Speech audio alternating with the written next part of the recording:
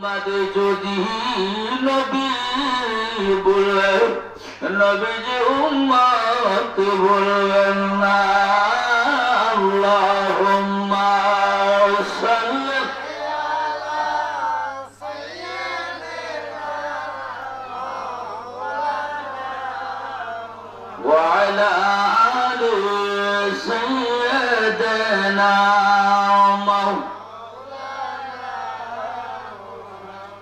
لا إله إلا الله لا إله إلا الله لا إله إلا الله ما شاء الله لا إله চামড়ার ভিতরে একটা সাদা পর্দা আছে, সাদা পর্দার ভিতরে এক টুকরা গোশত আছে, এক টুকরা গোশতের ভিতরে একটা হৃৎপিণ্ড আছে, এই হৃৎপিণ্ডের ভিতরে একটা নূরের সিংহাসন আছে।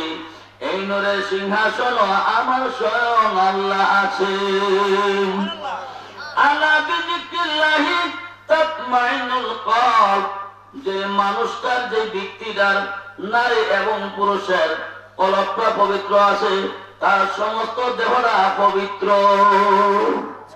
এই দেহটা পবিত্র করার কারণ হইল, যদি মানুষ একটা গুনাহ করে তার অন্তর স্পট পড়ে যায়, আরেকটা গুনাহ করলে স্পট পড়ে যায়, এমনি ভাবে তিনটা গুনাহ করলে তিনটা কালো দাগ পড়ে যায়, স্পট পড়ে যায়। স্পট যদি দূর করতে হয়, লিকুল্লি শাইইন সিকালাতুন ওয়া সিকালাতুল কুলুবি যিকরুল্লাহ, যারা বেশি বেশি আল্লাহর জিকির করবেন, জিকিরের দ্বারা পার কলবটা পরিষ্কার হয়ে যায়। এই জন্য বলা হয়েছে ইয়া আইয়ুহাল্লাযীনা আমানু যিকুরুল্লাহ যিকরান কাসীরান ওয়া সাব্বিহুহু বুকরাতাও ওয়া আসীলা, এমন ভাবে আল্লাহর জিকির করো লোকে দেখতে যেন তোমারে পাগল বলে। এই জন্য বাবারা, যে যে দরবার শরীফে বায়তুল রাসূল গ্রহণ করেছেন, আপনার মুর্শিদের দিকে খেয়াল করে, আপনি আপনার কলবের দিকে খেয়াল করে উচ্চ সুরে উচ্চ আওয়াজে আসুন একটু ইসমে জাতের জিকির করে আল্লাহ আল্লাহ আল্লাহ আল্লাহ আল্লাহ আল্লাহ আল্লাহ আল্লাহ আল্লাহ আল্লাহ আল্লাহ আল্লাহ আল্লাহ আল্লাহ আল্লাহ আল্লাহ। সেটা হলো আকিদায়ে আহলে সুন্নাত ওয়াল জামাতে যারা অনুসারী, যারা রাসূলকে মন ভরে প্রাণ ভরে ভালোবাসে, তার পীরকে মন ভরে ভালোবাসে, মা বাবাকে মন ভরে প্রাণ ভরে ভালোবাসে, আল্লাহর হুকুম শ্রেষ্ঠ ইবাদত নামাজ, সেই নামাজ ব্যক্তি আদায় করে, এবং শ্রেষ্ঠ ইবাদত হচ্ছে নবীজির দুরূদ, এর চেয়ে বড় ওজিফা নাই, সে ওজিফা যে পালন করে সে হচ্ছে ঈমানদার। সুবহানাল্লাহ। এই বাবুল মিয়া প্রত্যেক বছর ওলি আল্লাহ স্মরণে, খাজা গরিবের আমাদের স্মরণে মাহফিলটা করে। আমরা সবাই খুশি না বেজার? এটা কিসের বাগান? বেহেশতের বাগান। এই বেহেশতের বাগানে যারা আমরা বসেছি, আমরা বেহেশতি, আমরা জান্নাতি। কতক্ষণ পর্যন্ত? যতক্ষণ পর্যন্ত সেই মাহফিলে আমরা বসা রাখবো, আমরা জান্নাতি। এই মাসটার নাম হলো মাহে রজব। কিসের মাস? রজবের চাঁদ, রজবের মাস। এটা আশিকের মিলন মেলান মাস। আল্লাহর সাথে রাসূলের পাক সাল্লাল্লাহু আলাইহি ওয়াসাল্লাম, আল্লাহ নিজে নবীকে দাওয়াত দিয়ে নিয়ে 27টি বছর আল্লাহর বাড়িতে রেখেছিলেন। এই নামাজে ওয়ালা নামাজ পাইছে কই? 50 ওয়াক্ত নামাজ দিয়েছেন আমার আল্লাহ মেরাজ শরীফে। 6 মাস রোজা দিয়েছিলেন আমার আল্লাহ মেরাজ শরীফে। সুবহানাল্লাহ। কমাইতে কমাইতে উম্মতের জন্য 5 ওয়াক্ত নামাজ আছে। আল্লাহ বলেন, হাবিব, আপনার উম্মত যদি 5 ওয়াক্ত নামাজ পড়ে 50 ওয়াক্ত নামাজের নেকি পাবে, 50 ওয়াক্ত নামাজের সওয়াব পাবে। আল্লাহ কত দয়াল। 1 মাস যদি মাহে রমজানের রোজা রাখে, 6 মাস রোজা রাখার সওয়াব পাবে। ভাইরা আমার, বন্ধুরা আমার, আল্লাহর হাবিব এমন একজন দয়াল নবী, যিনি রহমাতুল লিল আলামিন। আল্লাহ নিজে বলেন, রব্বুল আলামিন আমি কুল কায়নাতের রব, সমস্ত জগতের রব। ওয়ামা আরসালনাকা ইল্লা রাহমাতাল লিল আলামিন। হাবিব আমার দোস্ত, আপনাকে বানাইলাম কুল কায়নাতের রহমত। আল্লাহ রব যত জায়গার, নবী রহমত তত জায়গার। আল্লাহ যেই জায়গার রব, আমার রসুল সেই জায়গার রহমত। ভাইরা আমার, বন্ধুরা, আমি আজকে আলোচনার দিকে যাব। আয়াতে কারিমা তেলাওয়াত করেছি ওলি আল্লাহ। এই মাহফিলটা হচ্ছে ওলি আল্লাহর। কথা বলেন ঠিক কিনা? আমাদের চারটা তরিকা দাবি করি, সংক্ষিপ্ত ভাবে বলতেছি। প্রত্যেকটা তরিকার একজন করে ইমাম আছে কি নাই? নিশ্চয় আছে। কাদেরিয়া তরিকার ইমাম হযরতে গাউসে পাক আব্দুল কাদের জিলানী। সিস্তা তরিকার ইমাম আতা রাসূল খাজা গরিবে নওয়াজ মাইনুদ্দিন আজমিরি। নকশবন্দ তরিকার ইমাম বাহাউদ্দিন নকশবন্দ। মুজাহিদিয়া তরিকার ইমাম হযরতে মুজাদ্দিদ সানি আল বেসানি। সুবহানাল্লাহ। হযরতে মুজাদ্দিদ আল বেসানি। চারটা তরিকার চারজন ইমাম আছে। এই যে কালিসিমার বাবুল মিয়া, এমন একজন ইমামের নামে এই মাহফিল শুরু করে দিয়েছে। তিনি হলো সিস্তা তরিকার ইমাম আতা রাসূল খাজা খাজা গরিবে নওয়াজ মাইনুদ্দিন, যিনি আজমি শরীফে নয়, শুধু সারা ভারতে ৯৯ লক্ষ মুসলমান বানাইছি। কয় লক্ষ? ৯৯ লক্ষ মুসলমান দাওয়াত দিয়ে কালিমা পড়াইয়া মুসলমান বানাইছে। এই ভারতবর্ষে কোন নবী রাসূল আসে নাই, উনি আল্লাহ গণ এসেছেন। ভাইরা আমার, বন্ধুরা, গভীর অন্তরে কান লাগান। খাজা গরিবে নওয়াজ এমন একজন আল্লাহর ওলি, এমন একজন আল্লাহর প্রিয় বন্ধু। এই খাজা গরিবে নওয়াজের পীরের নাম ছিল খাজা উসমান হারুনি বখতিয়ার কাকি। বড় আশেক ছিল, প্রেমিক ছিল।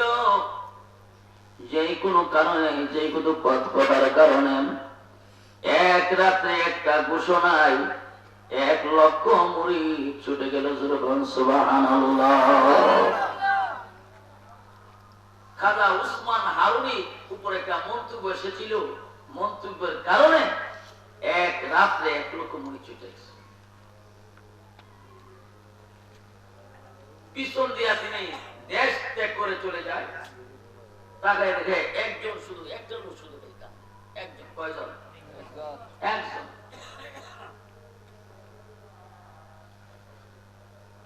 পিছন দিয়ে তাকায়া দেখে একটা লোক ইয়া মুর্শিদ ইয়া মুর্শিদ ইয়া মুর্শিদ বলে কাঁদতেছে। গুরাটা কামায়া পিছন দিয়ে তাকায় দেখে কে রে? সকালবেলা ফজরের নামাজের পর আমি দেশটা করলাম, লক্ষ লক্ষ মুরিদ ছুটে গেছি, কে তুমি আমার পিছন দিয়ে কাঁদো? হুজুর, আমি আপনার পাগল, আপনার আসে। আমি হইলাম খাজা গরিবে নওয়াজ মাইনুদ্দিন। সুবহানাল্লাহ। আমি আপনার আশেক, আপনার প্রেমিক খাজা গরিবে নওয়াজ মাইনুদ্দিন। বাবা, তুমি কেন কাঁদতেছো? ১ লক্ষ মুরিদ ছুটে গেছে, তোমার জন্য কি করবো? বাদান, ১ লক্ষ মুরিদের ইমান এক পাল্লা, আর আমার ইমান এক পাল্লা রাখলে আমার ইমানের দাম বেশি হবে। মুরিদ কারি ওলিও, মুরিদে হাম, মুরিদে খাস, মুরিদে খাসর খাস। আশেক মুরিদ যদি হয় আর শুনে আমার পিসাব এসেছে, যত দলে মুরিদ হোক আয়েশা সাক্ষাৎ করবে। কেন করলে কি হবে? একটু জামানা হো সোহবতে বা আউলিয়া বেহতর আদ সাদ সালে তো আদ বেরিয়া।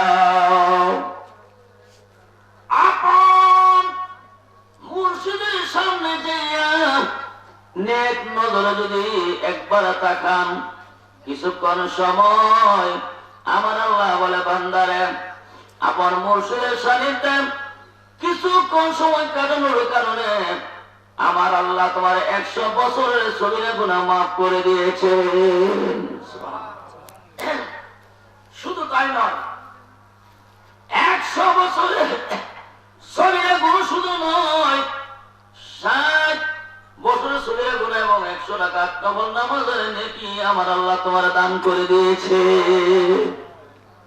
60 বছরের সগীরা গুনাহ, 100 রাকাত নফল নামাজের সওয়াব। 100 রাকাত নফল নামাজ পড়তে কম সময় লাগে? যতবার দেখবেন ততবার 60 বছরের সগীরা গুনাহ মাফ। যতবার দেখবেন আপন মুর্শিদকে ততবার ওই 100 রাকাত নফল নামাজের সওয়াব।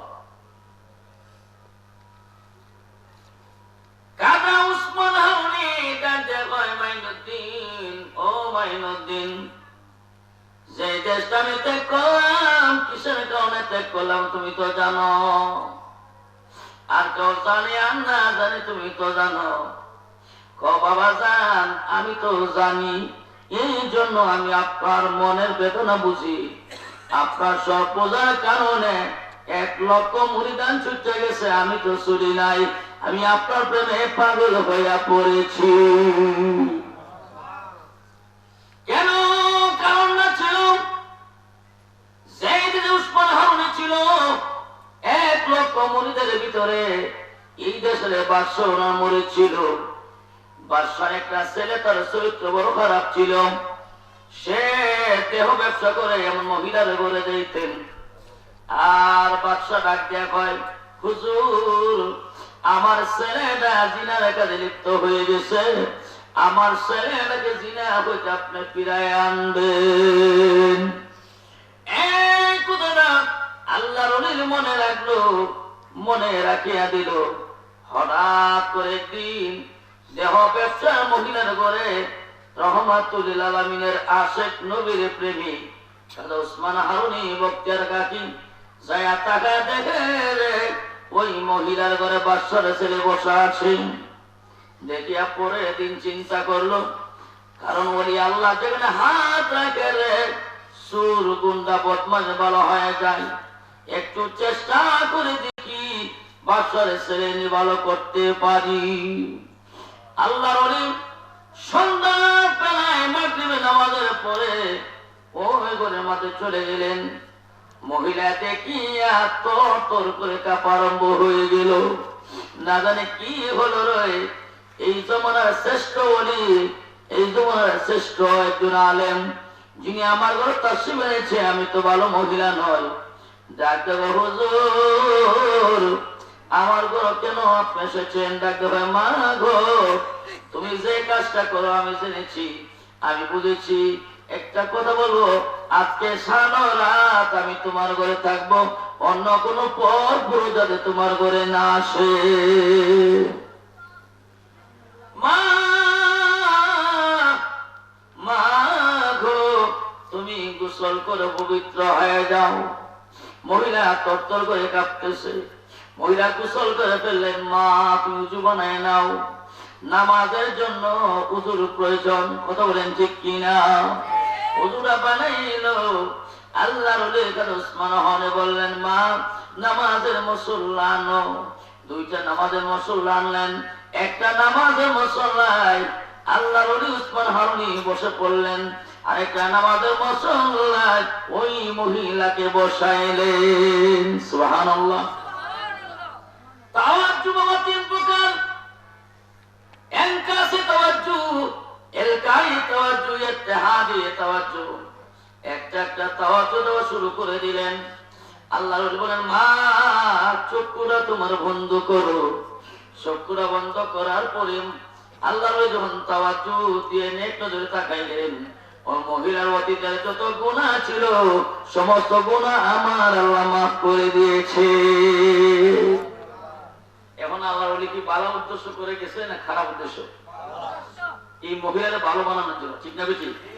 500 ছেলে চতুর্দিকে আয়া ঘুরিয়া ঘুরে দেখো, বাবা রে, যেই ঘুরে আমি যেতাম এই ঘুরে দিয়ে আল্লাহ ওলি আইসে।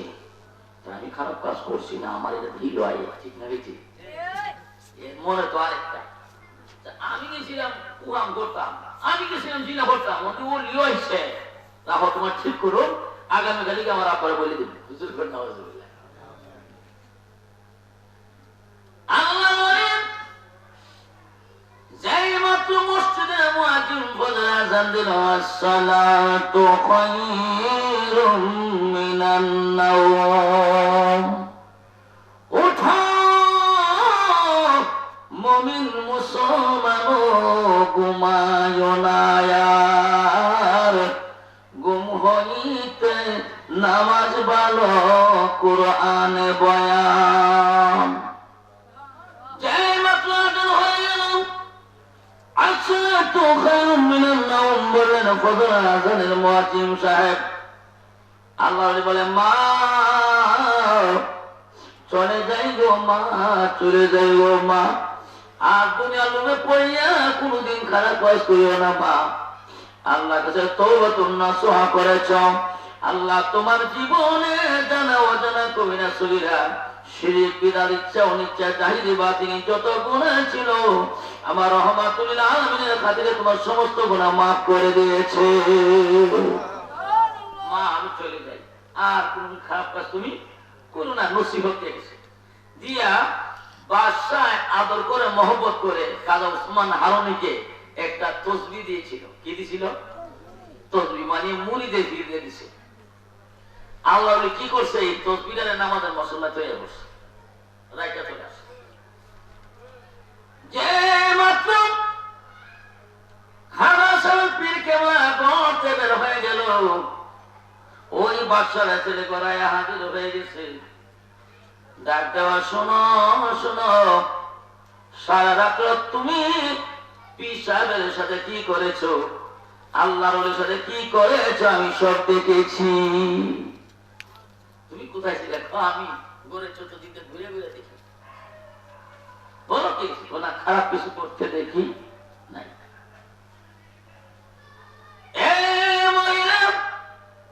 যদিও খারাপ কিছু করতে আমি দেখি নাই, এই পিসাব তো জানে তোমার চরিত্র খারাপ, আমার সঙ্গে মিলামিশা করো, চলাফেরা করো।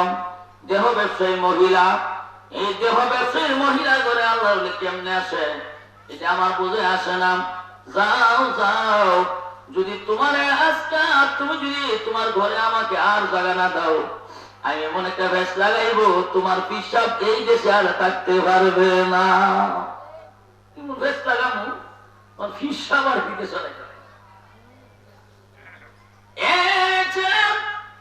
বাবার কাছে চলে যাবে। বাবা একটা কথা শোনো, সব সময় তুমি বলো এমন একজন মুর্শিদ ধরেছ, তোমার মুর্শিদের মাধ্যমে তোমার নবী ভাই ভাই, নবীর মাধ্যমে তুমি আল্লাহওয়ালা হয়ে যাইবাই। কারণ বর্তমানে বেলায়েতের যুগ, বেলায়েত হচ্ছে নবুয়তের ছায়া, কিন্তু তুমি তোমার বীরের আসল রূপটা জানোনি। কয় না না বাবা জানি না, কয় যেই ঘরে আমি থাকতাম, যেই মেয়ের সাথে আমি চলাফেরা করতাম, ওই মহিলার ঘরে তোমার বিশ্বাস সাবধান, আমার সেই ঘরে যা। বাবা বিশ্বাস যদি না করো, এই যে একটা তসবিহ দেখা যায়, তসবিহটা কে দিয়েছিল? আমি দিয়েছিলাম। এই তসবিহটা ওই মহিলার ঘরে তোমার পীরের চিহ্ন আছে। এই অত গুনাহগার বাদশা ডাইরেক্ট হুকুম দিল, আমার পীর বন্ধ হয়ে গেছে, নাস্তিক হয়ে গেছে, মুরতাদ হয়ে গেছে। আমার পীর যেন আগামী দিন থেকে এই দেশে তার বসবাস না করে। উল্টা বুঝতে হয়েছে, সবাই ঘোষণা দিছে তার ডিল মারে দেশে তলে দেওয়া। এই ঘোষণা শুনে ওই এক লোক মরি ছুটে গেছে না, একমাত্র খাজা করে দিনে বাচ্চা ইমান নষ্ট হয়ে গেছে। ওই খাজা ওসমান হারুনি চলে যাওয়ার সময় একমাত্র একজন মুরিদি ছিল, খাজা গরিবে নওয়াজ। ফিরে লক্ষ লক্ষ মুরিদ চলতো না, কড়া সামিয়ানা তুলে থাকবো, এটা শেষবার বোঝা যাইব। মাটিও খায় না, জমায়ও সয় না গো কাটি প্রেমিক যে জহনা। মাটিও খায় না, জমায়ও সয় না গো পীরের প্রেমিক যে জহনা। কথা বলেন ঠিক কিনা? খাজা বলবি নামাজ হুজুর, আপনার সঙ্গে আমি যাইতে চাই, আপনি আমাকে নিবেননি? দাদা ওসমান আহমদ বলেন, বাবা রে, আমাকে যদি পেতে হয়, আমাকে যদি পাওয়ার জন্য তোমার ইচ্ছা হয়, আমার ইন্তেকালের পরে মদিনা রোজায় নবীর সালাম দিয়ে নবীজির রোজায় আমার তালাশ করিও। সুবহানাল্লাহ। যদি আমার পাওয়ার দরকারি হয়, আমি ইন্তেকালের পরে মদিনা মনোয়ারা যায়া নবীর সালাম দিয়ে আমার খোঁজ করো।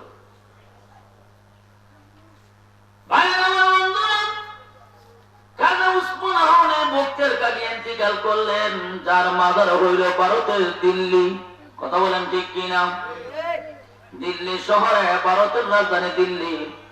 এই দিল্লিতে খাজা ফখরুদ্দিন হাসান চিশতি রহমাতুল্লাহ আলাইহি এবং খাজা ওসমান হারুনি চিশতি রহমাতুল্লাহ মাজার রয়ে আছেন। খাজা গরিব নওয়াজ ওনার পীরের হুকুম মতে, পীরের ওয়াদা রক্ষা করার কারণে নিজ বাড়ি হইতে সোনার মক্কা মদিনা চলে গেল। মক্কা হজ করে যাওয়ার পরে মদিনা চলে গেল। মদিনা এরিয়ার ভিতরে যাওয়ার পরে তার মনে একটা ভাব আসলো, যে জমিনে আমার নবী ঘুমাইছে, সেই জমিনে আমি কেমনে পায়ে হেঁটে মদিনা যাই? আমার নবী ঘুমাইছে, আমার আল্লাহ নবীর রওজা পাকের মাটি আল্লাহর আরশের চেয়ে দামি বানায়া দিছে, আমি কেমনে সেই রোজার পাশে পায়ে হেঁটে যাই?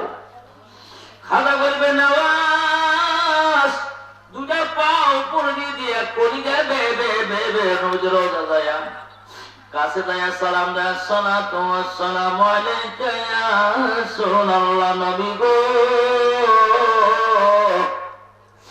আমার নবী তারে কেমন ভালোবাসে, সাথে সাথে রোজাটা ফেটে গেছে। সুবহানাল্লাহ। আমার নবী রোজাতে বলে, লাব্বাইকা ইয়া খাজা গরিবে নওয়াজ। বইরা ডাইন হাতটা রোজা থেকে বানায়া দিছে রে। খাজা গরিবে নওয়াজ নবীজির হাত মুবারকের মাঝে টুট লাগাইয়া সুমা দিছে। আমার নবী যেই মাত্র হাতটা বাড়াই দিছে, খাজা গরিবে নওয়াজ ওনার ঠোঁটটা নবীজির হাত মুবারকে চুম্বন দিয়েছে। কত বড় আশা! জানতে বলিয়া রাসূলুল্লাহ, নবীজি ইয়া রাসূলুল্লাহ, আপনার রওজা মুবারক জিয়ারত করলে জীবনে গুনাহ মাফ হয়, জান্নাত ওয়াজিব হয়ে যায়, জাহান্নাম হারাম হয়ে যায়। নবী গো, আপনার মাধ্যমে আমার মুর্শিদ খাজা ওসমান হারুনিকে তালাশ করেছি। আল্লাহ নবী ওসমান হারুনি ডাকতে হয়, ও ওসমান হারুনি, তোমার একজন প্রেমিক আমার রোজায় সাথ তোমার তালাশ করতেছে। তোমার একজন প্রেমিক আমার রোজায় সাথ তোমার তালাশ করে, তোমার প্রেমিক তুমি। আল্লাহ নবী সাল্লাল্লাহু, ও খাজা মাইনুদ্দিন, যাও তুমি ইসলামের দাওয়াত দাও, ভারতবর্ষে তুমি ইসলামের দাওয়াত দাও, যাও যাও ভারতবর্ষে তুমি চলে যাও, ভারতবর্ষে চলে যাও।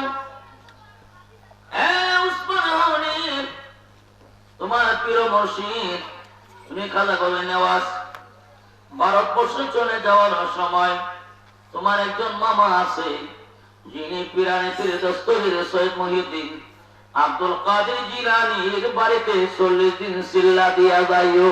সুবহানাল্লাহ। ওই দিন 40 দিন তুমি 40 দিন চিল্লা দিয়া যাও। আদেশ কার? নবীজি। সুবহানাল্লাহ। যে মাত্র আদেশ করলেন, উনি রওনা হয়ে গেলেন মামার বাড়িতে বাগদাদে, ইরাকের জমিনে। বড় পীর আব্দুল কাদের জিলানীর দরবারে খেদমতে চলে গেলেন। একদিন, 2 দিন, 3 দিন এইভাবে থাকতেছে। 1 সপ্তাহ হয়ে গেল, 2 সপ্তাহ হয়ে গেল। মামা বাইকনারে সবক দেয়, পড়া শিখায়, তরিকতার ইলম শিখায়। বাবারে কালে মুড়ি হলে হয় না, স্কুলে যেমন ক্লাস আছে প্লেট টিকা, 5ম শ্রেণী পর্যন্ত 5 বললে সমাপনী পরীক্ষা দেওয়া হয়। সমাপনী পরীক্ষা পাস করলে হাই স্কুলে ভর্তি হবেন 6 থেকে 10 পর্যন্ত। এরপরে হাই স্কুল শেষ, এরপরে কলেজে যাবেন, ইন্টার থেকে বিএ পাস করবেন, এমএ পাস করবেন, ডিগ্রি পাস করবেন, সব কিছু করবেন। তেমনি ভাবে তরিকতেরও ক্লাস আছে কিনা? আছে। এলমে শরীয়ত শিক্ষা হওয়া জীবন ফরজ, এলমে তরিকতের বিদ্যা অর্জন করা ফরজ। শরীয়তের বিদ্যা স্কুল কলেজে পাওয়া যায়, এলমে তরিকতের বিদ্যা যার যার মুর্শিদের বাড়িতে পাওয়া যায়। সুবহানাল্লাহ। তালিম দিচ্ছে, তালিমের কাজ শুরু হয়ে গেছে। হঠাৎ করে গাউসে পানির দিন বলে, খাজারে ও মাইনুদ্দিন, আমার ভিতরে এমন একটা এসক এসেছে, আর যদি ফজরের নামাজ আমার পিছনে দিয়ে যেই হোক পড়তে পারে, তার জীবনের গুনাহ আমার আল্লাহ মাফ করে দিবে। আজকে ফজর নামাজ যে ব্যক্তি আমার পিছন দিয়ে পড়বে, আমার মনে হয় আল্লাহ তার অতীতের গুনাহ মাফ করে দিবে। খাজা এই সময় টাইটেল ছিল না, না টাইটেল ছিল মাইনুদ্দিন। কি ছিল? মাইনুদ্দিন। তিনি ভাবতেছে আমি একা ভেস্তে গেলে আবুল মুখী নবীর উম্মত যদি না জানে, এই মহল্লার, এই মসজিদের মহল্লার যত মুসল্লি আছে সবাই রেখে ঘরে ঘরে দাওয়াত দিছে, আজকে যদি কেউ মামার পিছনে নামাজ পড়তে পারো, ফজর নামাজটা জীবনের গুনাহ মাফ। এই কথা উনাতে নামাজ পড়ে এওরা দিছে, যে জীবনের গুনাহ হেওরা দিছে। সারা জীবন পড়ছি না, 2 রাত পড়লে যদি মাফ হয়ে যায় জীবনের গুনাহ, একটা সুযোগ আছে। তবে শর্ত একটা, মামা যখন নিয়ত বানবো তখন গিয়ে মসজিদের ভিতরে ঢুকবে, এর আগে ঢুকো না। ঢুকলে আমার বলবো যে আমি তোমার খুশি একা, তুমি এই লোকগুলি কেন তোলা হল না? এমনি মানে ফজরের 4 রাকাত নামাজ, 2 রাকাত সুন্নাত, 2 রাকাত ফরজ। সেই মাত্র ফজরের টাইম হয়ে গেছে, ফরজ নামাজের নিয়ত বানবে। সেই মাত্র একামত দিয়েছেন, নিয়ত যখন বানছে, ধর ধরায় যত মুসল্লি, সব মুসল্লিরা মসজিদে ভরে ঢুকে গেছে। সুবহানাল্লাহ। মানুষ ঢুকিয়া সমস্ত মসজিদের কাতার ভরে গেছে, পূর্ণ হয়ে গেছে, একটা সওয়াব খালি নাই। 2 রাকাত নামাজ পড়াইয়া যেভাবে সালাম ফিরাইছে, সালাম ফিরায় পিছন দিকে তাকায় দেখে রে সমস্ত মসজিদ মুসল্লি পূর্ণ হয়ে গেছে। থাক বড় মুসল্লি দেখছে 2-3 জন, আমাদের পুরো মুসল্লি ভর্তি। মাইনুদ্দিন, ও মাইনুদ্দিন, আমি কথাটা গোপনে গোপনে তোমার কাছে বলেছিলাম, প্রকাশ করেছিলাম, কেউ যদি আমার পিছনে দিয়ে আজকে 2 রাকাত ফজরের নামাজ পড়তে পারেন, তার জীবনের গুনাহ আমার আল্লাহ মাফ করে দিবে। এই লোকগুলো কে দাওয়াত দিয়েছে, কে এনেছে বলো? মাইনুদ্দিন কয়, মামা আমি তো জাহান্নামের আগুন দিয়ে একা বাঁচলে হবে না। আল্লাহ বলছে জাহান্নামের আগুন দিয়ে নিচে বাঁচো, তোমার আহালকে বাঁচাও। অর্থাৎ জাহান্নামের আগুন দিয়ে তুমিও বাঁচো, তোমার আহালকে বাঁচাও, আওলাদকে বাঁচাও। এই জন্য মহল্লার সবাইকে দাওয়াত করছি, যদি 2 রাকাত নামাজ পড়ার কারণে তারা জান্নাতি হয়, যেটা ভালো না খারাপ। মামা মুস্কি মুস্কি হাল দিয়া করে, আজকের থেকে তোমার নাম খাজা গরিবের নওয়াজ। সুবহানাল্লাহ। তোমার খাজা টাইটেল দিলাম, মানে তুমি গরিবের সাহায্যকারী। সুবহানাল্লাহ। আল্লাহুম্মা সাল্লি। আমরা যেটা শান গাই, এটাও এরা কয় গান গায়, ঠিক না? আমরা হুজুরা তো বেলালো নাস্তারি না, আমরা শান গাই, আর এরা কয় গান গাই। গান হলো জ্ঞানীদের জন্য। কার জন্য? গান হলো জ্ঞানীদের জন্য, অজ্ঞানীদের কোনো গান নাই। গান যারা বুঝে শুনে তাদের জন্য আসে, তারা আসলে খোরাক পায়। কথা বলেন ঠিক কিনা? আব্দুল কাদের জিলানী আল জিলানী রাহমাতুল্লাহ আলাইহি খাজা গরিবে নওয়াজকে ডাকতে কয়, মাইনুদ্দিন, ও মাইনুদ্দিন, আমার মনটা আজকে ডাকতেছে একটু শান শোনানোর জন্য, একটু শান শোনাও, শান শোনাও। খাজা গরিবে নওয়াজ কোনো বাজনা হাতে নিছেন না। উনি যেই মাত্র কালেমা ডাক দিছে, শানে ডাক দিছে, ওনার কালামের তালে, শানের তালে যেই জায়গা দাঁড়ায় দাঁড়ায় শান বলছিল, মাটি সে অতর্ত করে কাঁপতে শুরু হয়ে গেছে। বড় বিশ্বাস করে বাগনা, থামো থামো, তোমার জন্য যাই। কথা বলেন ঠিক কিনা? কার জন্য? তোমার জন্য। খাজা মাইনুদ্দিন চিশতি রাহমাতুল্লাহ আলাইহি, ওনার জন্মস্থান ছিল সিস্তান। কোন জায়গায়? উনি যে জায়গায় জন্মগ্রহণ করেছেন সেই জায়গার নাম হলো সিস্তান। সিস্তান দিয়ে ওনার নাম চিশতি। সুবহানাল্লাহ বলেন। খাজা হইল গরিবে নওয়াজ। এই খাজা গরিবে নওয়াজকে রহমাতুল লিল আলামিন আমার দয়াল নবী হুকুম দিয়েছেন, ভারতবর্ষে যায় তুমি ইসলামের দাওয়াত দাও। যে মাত্র আল্লাহ হাবিব রহমাতুল লিল আলামিন এই কথাটা বললেন, ভারতের তখন রাজা ছিল পৃথ্বীরাজ। কি রাজ? পৃথ্বীরাজ। যেই মাত্র ঘুমাইছে, পৃথ্বীরাজ স্বপ্নে যুগে দেখতেছে, ও পৃথ্বীরাজ, ভারতের ভিতরে একজন মুসলমান ফকির আসবে, মুসলমান ফকির আসিয়া দেব দেবীর পূজা বন্ধ হইয়া দিবে। আর করতে দেওয়া হবে না। পৃথ্বীরাজ ঘুম থেকে উঠে, তার চাচত্ব ভাইয়ের নাম অজয় পাল। কি পাল? অজয় পাল ছিল বড় জ্যোতিষ গণক।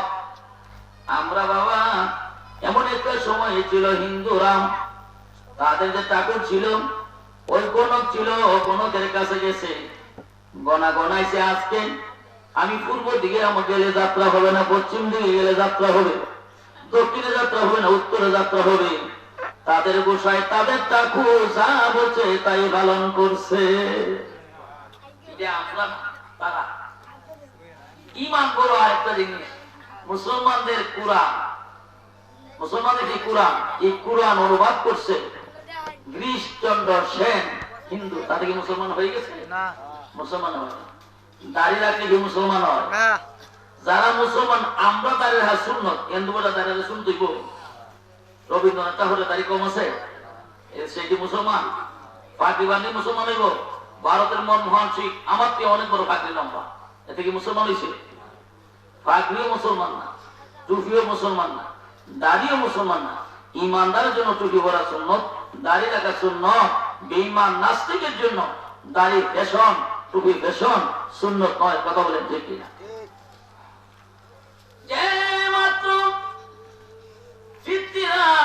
ব্রাহ্মণ ছিল, সমস্ত ব্রাহ্মণ এবং পণ্ডিতকে একত্রিত করিয়া বলল, আমি একদিন নয়, 2 দিন নয়, 3 দিন আমি স্বপ্নে দেখেছি। কি দেখছো?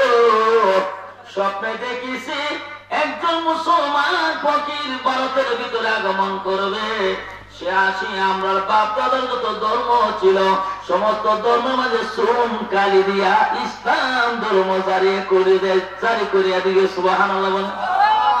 সমস্ত ধর্ম ভেঙ্গে চুরমার করে ইসলাম ধর্ম জারি করে দিবে। পিতৃরাজ বলল, তাড়াতাড়ি ভারতের যত এরিয়া আছে সব গেট বন্ধ করে দাও, বেড়া দাও, যাতে কোনো মুসলমান না প্রবেশ করতে পারে। আচ্ছা, আল্লাহর বলে কেউ আটকে রাখতে পারে? সম্ভব? এটা না